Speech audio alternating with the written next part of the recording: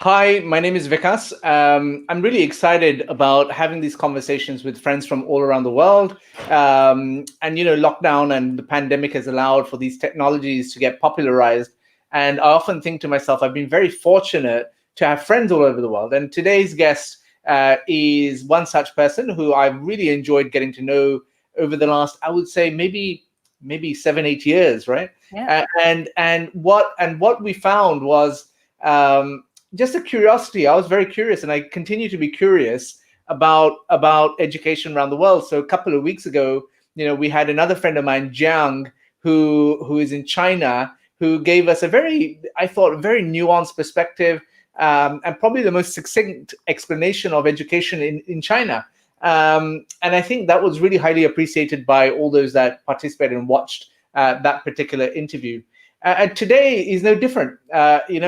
And again, from I wouldn't say the same part of the world, but certainly from that part of the world, which is so far from London. We have I have another friend, Lin Kobayashi. Lin is, as the title says, is the the founder and chair of the board of an incredible school called UWC ISAK Japan. Lin, welcome to the T4 TV live stream. Thank you, Vikas, for having me today. And so we've known each other for quite some time, right? Yeah. And you've really educated me as to what happens in Japan in particular. And so today I want to talk about education in Japan. And so just to give everyone the opportunity that you have afforded to me so many over these years of just learning about what happens. I mean, you and I have also collaborated on many different platforms, which again I'm really grateful to you for. So Lin, when we start, do you want to say a little bit about firstly your school, and then we'll have a conversation about the contours of education in Japan, and we'll go from subject to subject. So please tell us a little about your school. Great. Thank you, Vikas, for that introduction. So UWC ISAK Japan, UWC actually stands for United World College, for some of you who may be familiar with that movement.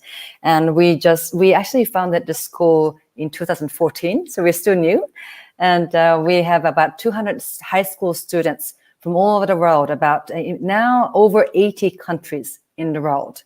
And what is quite unique about us is that out of that 200 students, 70% of our student body is on some form of financial aid to ensure true diversity in our student body. Because we believe that embracing diversity and being able to work with people from different perspectives is increasingly becoming more important in today's ever divided world. And people we have some mutual friends, for example, who themselves, when they were students, studied at UWC, for example, Atlantic College in Wales, and like that in other parts of the world. What is so special about the UWC ethos? Yeah, so UWC was founded in 1962 after the World Wars, and with a belief that if you bring diverse student body from all walks of life, from all over the world, then for usually UWCs are about 2 years, some of us 3 years, and if you live and learn and study together for that, for 16 to 18 years old, then you don't go out and start a war with the country of your best friends. And so that was the origin of this movement. And now we have 18 schools in 18 countries in the world, of which Japan is a part of. And that's why our mission is today, it says, let's make education a force to unite peoples and nations, cultures for peace and sustainable future. And ISAK in Japan, we actually put a lot of emphasis on entrepreneurship, because I think when the UWC was founded in 1962, the peace and sustainability was largely a job or work of United Nations or international organizations. But today, the times have changed and things have changed. So we believe that every single person actually can be a change agent, and that's why we put a lot of emphasis on entrepreneurship on top of what UWC believes in. So there's this question which we naturally flow onto, which is I know that your spirit has always been about being that agent of change. Yeah. And so when you apply that to kids that go to your school, as an example, in the United World College network, what is the secret formula that you have that pulls these change makers? It's secret, Vegas. I'm just kidding. But yeah, so we say that there are 4 pillars to change makers or change agents sort of aspects. The first one is an ability to ask what is most important to yourself and what is most needed by the society. Because increasing, the problems used to be given to you for you to solve and to address. But nowadays, it is increasingly important for the young generation to be able to identify what is a question that you want to tackle in your life. So that's number one. That's what we try to nurture in our students. And number two, obviously, an ability to embrace diversity. I can't emphasize this importance of this more. And the third one is an ability to overcome challenges. Because in order for anyone to make a change, you and I know this, firsthand, but in order to create something new or change something that's been there forever, it takes a lot of challenge and courage. There are a lot of obstacles and challenges that lie ahead of you. And it's not a mental exercise, but it's a practice to go over, to overcome those challenges. And that's what we try to nurture encourage our students to go to experience in our school. And the fourth pillar, which is sort of unusual maybe, is just ability to support others in those practices. Sure. Because leaders, we these days we started to talk about followership as a part of leadership, but that is, as an equally important aspect of the leadership or change agentship that we believe in. Well, Lin, thank you so much. That really does help us understand as to what you mean by change makers. There's obviously we're doing this. We're having this interview during the time of mass disruption around the world. Yeah. Tell us, in terms of, before we come to the mass disruption in Japan, tell us a little bit about the Japanese education system. And if you know the statistics, that's great. But just explain to those that are watching over here how it works. And what you're seeing in terms of the effects of the pandemic. Yeah, thank you. So Japanese education system, I think for those of you who follow PISA scores, Japan is not to be one of the countries that performs very well and sort of constantly well in those PISA tests. And we are a nation of obviously 100 million population. For each class, we have about 1 million students in each grade of school. So we're talking about quite a large number. So, if you look at the good high performers in PISA scores, those are usually smaller nations or cities. Yes. And Japan is one of the largest countries that ranks towards the top. But what it does say about our country is that we might be good at I would say, educating students to meet a certain set of criteria, a certain set of standards. And while that is great in terms of PISA scores, that might not be allowing some rooms for creativity, unique perspectives or diversity. And I think that's where our challenge is as a nation.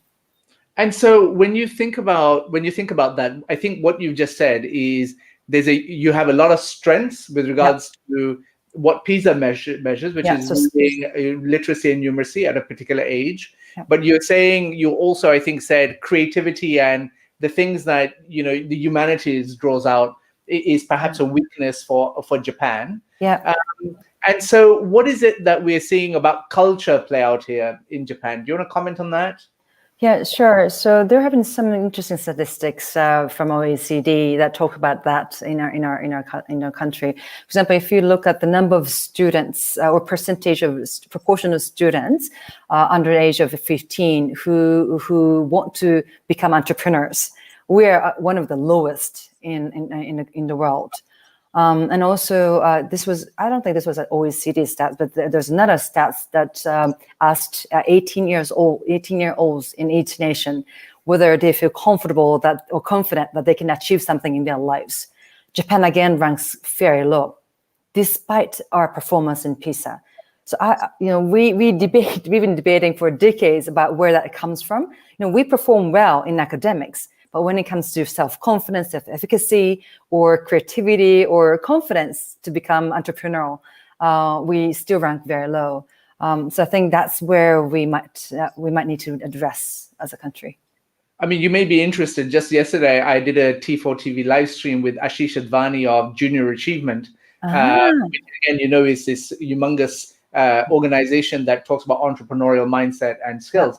So you should definitely look at that. But tell us, Lin, in terms of the effects of the pandemic on your school system. So did school shut down? What has been the impact? Has there been significant loss? What is the plan for recovery? Tell us a little bit more about this. Yeah, thank you. So, obviously, we are proud of that. Japan is one of the countries for the high performance in PISA. I think COVID specifically and the nationwide school closures in last April and May did reveal a country's weaknesses, which is in education, which is actually online learning. Japan, people might perceive Japan as a sort of high-tech country, but when it comes to education, we are not. So I think as of April and May, as of June, the Minister of Education said, if you look at the number of schools who were able to do real-time online teaching, for example, only 5% of our schools out of 20,000 elementary schools and 10,000 junior schools in Japan, those are public schools, only 5% were able to do that. And there were, maybe 5 to 10% more of schools who did give out digital devices and had students work on their own, on their softwares and drills, etc. But when it comes to real-time online teaching, that was almost invisible in our country. And so, I mean, you've gone on to this idea about EdTech in Japan. Yeah. We can, of course, talk about, everyone has been drinking the Kool-Aid to some degree, right? With regards to the importance of technology and all that kind of good stuff, which I also believe in, by the way. But I remember when we were having an exchange, you said, well, we've had significant challenges in the use of EdTech. And so tell us about that.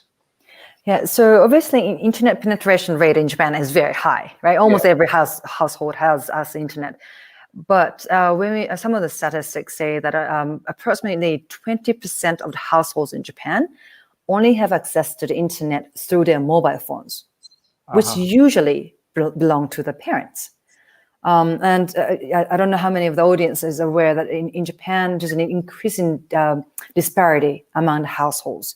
1/7 of children in Japan live under relative poverty line. And so I think, and many of those households fall into this 20%.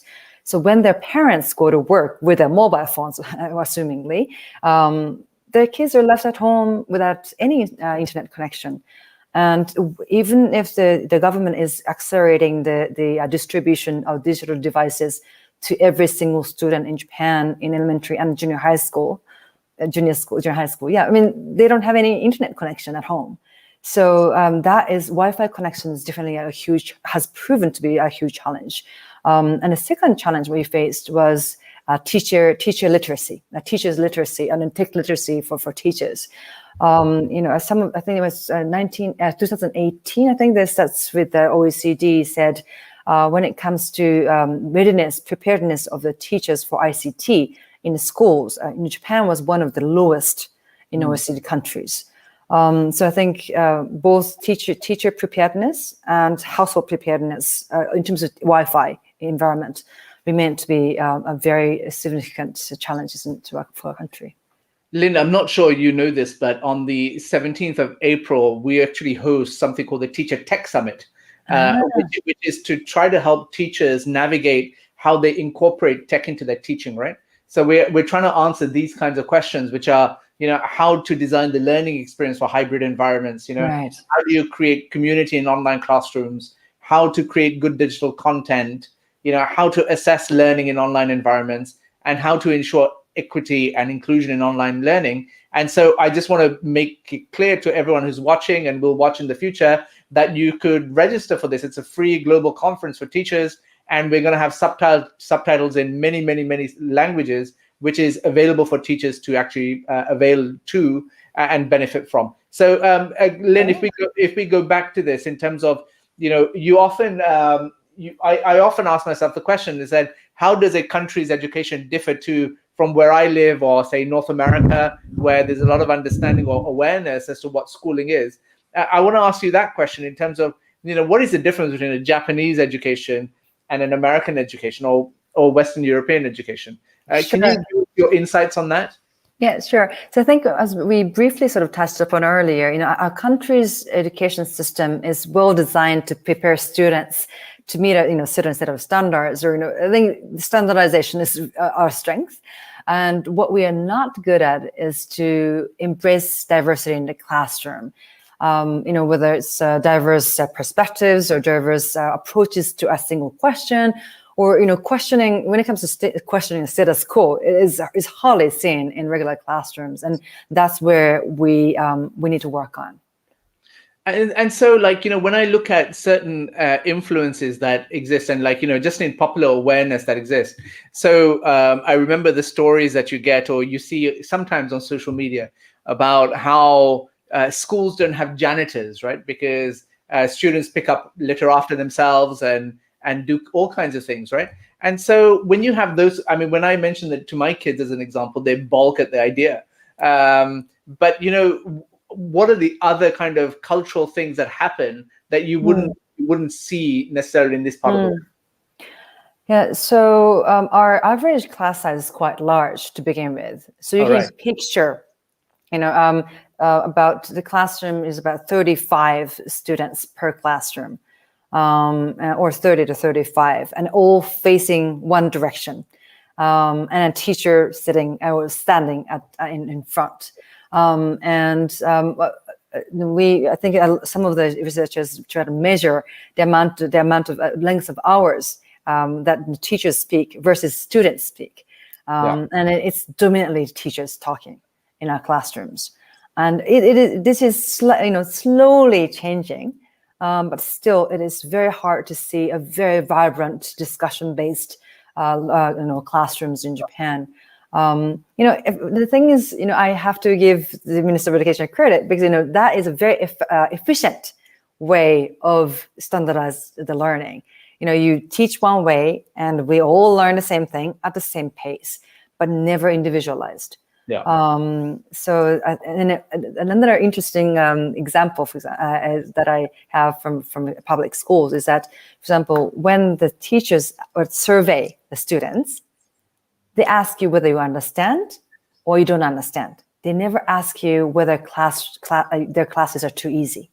So they're targeting the middle sort of band, and also people students who may not be sort of following. But the ones who are performing or getting bored in classroom, they're never even paid attention. So I think that's the sort of that's how our classrooms function in many public school systems, many public schools in Japan. And we just last week, I think there was a news headline about this gentleman in Japan who said some very bad things about women, for example. And I know that you're very hot on gender disparity. And so what is your comment about the state of gender parity in Japan in the education system? Thank you. This is another, I think, area or aspect of Japanese education that I think needs to change quite immediately. Because as we know, as some of us know, Japan, according to WEF gender gap ranking, Japan ranks at 121st in the world. Yeah, we're competing at the lowest of all, and among the lowest of all. And when we look at the gender ranking and the PISA test scores for STEM subjects, there's an interesting correlation there. Where in the countries where girls perform better than boys in math and science, the gender ranking tends to be, not always, but tends to be high. And Japan, when you look at Japan or China, the gender gap between boys and girls in terms of math and science performance is larger than 10. We used to be 20 but now it has sort of improved over the past decade, but it's still 20. It's still 10 points, and there's I think that gender disparity is really translating into where the girls end up being employed in the future. And under the Abe administration, we did employ more women. 2 million, 3 million new jobs were created for women, and the number of female workforce who drop out, who quit their jobs. Take that back. Who quit their jobs after the birth of the first child has really decreased. So we have quite flat M curve at the moment. But this income disparity, wage gap between men and women are still there, persisting. And that, we believe, is largely due to the STEM education system for girls in our country. Wow, it was very insightful. Thank you for sharing that. The last thing I want to ask you, because I'm conscious of our time, is about teachers in particular, because we have a lot of teachers in the T4 community, obviously, right? Yeah. And so where does the status of teachers lie in Japan? What kind of people become teachers? I'm curious to know. Yeah. So this year, very unfortunately, the number of applicants per one opening slot for teaching job in Japan hit the historical low of 2.7 on average. And in some local governments, it was 1.4 in several local governments. So that explains it all. I think the teaching profession has not been regarded as a respectful or ideal job for many young and talented people, unfortunately, and that has to change. And as you and I always say, unless teachers change, nothing changes in education. So what is it that young people are aspiring to become in Japan instead of teachers? I think a lot of people, students who are good at math and science want to become doctors. I think it's very common in East Asia and across the world. Yes. And a lot of people want to work for large corporations, and like Mitsubishi, Mitsui. No offense to any of them, but so I think that's is it a matter of also remuneration? So how are Japanese teachers on par in terms of remuneration with other professions? If you only look at the remuneration, they're not paid any less than other average jobs. The difference is that they work longer. All right. Okay. The teaching profession is one of the few professions in Japan over the past few years that saw steady increase in the hours that they spend, the overwork hours, while the entire country is going opposite direction. So yeah, I mean, and they're not compensated for it. The law says they can only get 4% bonus on top of their annual salary, no matter how long you work. And among OECD countries, Japanese teachers spend the longest hours outside of classroom on things that are unrelated to the teaching. So that needs to change. The long working hours and all the non-teaching related jobs that are on their shoulders have to be taken away. And so, I mean, I want to end this interview with regards to, I mean, firstly, thank you for that. We have, we've seen in many parts of the world where workload and stress are such humongous factors for people leaving the profession, never mind joining the profession, right? And so it's not a new phenomenon in that sense, but it's very sad when I hear it in any case. But I want to now focus on like the classroom, right? Yeah. So you obviously have a school and you know a lot about public education in Japan. What are the teaching methods favored by Japanese teachers? It'd be useful to know. So you talked about that age-old method of all the kids are facing the front, the teacher, sage on the stage, and all those kinds of things. Tell us a little bit about the teaching methods that you're seeing that have promise in Japanese classrooms. Yeah, so definitely, what I described is changing. More and more, forward-looking progressive teachers are teaching in different ways. Right. And some examples, firsthand. And So more and more teachers are introducing more discussion-based or project-based learning in Japan, and I think PBL is really taking off. At the same time, a true PBL, the project-based learning, and effective PBL is not easy. You've been teaching this one-way method for decades, and all of a sudden you do PBL. The shift is not very easy. So I think a continuous effort to improve teacher training, or exchanging best practices and seeing and experiencing other best practices in any part of the world, I think will be hugely helpful. And that's why when they invited me to come and speak at this TIFO TV, I think that's where I said, wow, I think if I can introduce, if I, as much as I want to introduce Japan to the audience, and if I can introduce Japanese teachers to this forum or community or network, I think we can learn a great deal from all the other teachers. Well, Lin, thank you so much for your time. Please know that I'm very grateful to you for making the time today, and of course for everything that we've done in the past. It goes without saying that I owe you a huge debt of gratitude. So thank you so much. No, the pleasure was mine, really. Thank you, because. Well, it was fun. It was fun speaking to Lin, and next week I have some incredible guests also that I'll be talking to. And please look out on our social media channels as to who they are and what times these interviews take place. Until then, I wish you all a great rest of the week. Bye-bye.